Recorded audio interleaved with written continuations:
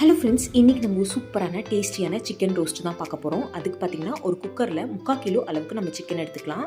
2 spoon அளவுக்கு curd போட்டுக்கலாம். Curd போட்டிங்கன்னா நல்லா சாஃப்டாக இருக்கும். 1 ஸ்பூன் அளவுக்கு ஜிஞ்சர் கார்லிக் பேஸ்ட் போட்டுக்கலாம். 2 ஸ்பூன் அளவுக்கு குழம்பு பொடி போட்டுக்கலாம். மஞ்சள் பொடி கொஞ்சம் போட்டுக்கலாம். கரம் மசாலா கொஞ்சம் போட்டுக்கலாம். தேவையான அளவுக்கு சால்ட் போட்டுக்கோங்க.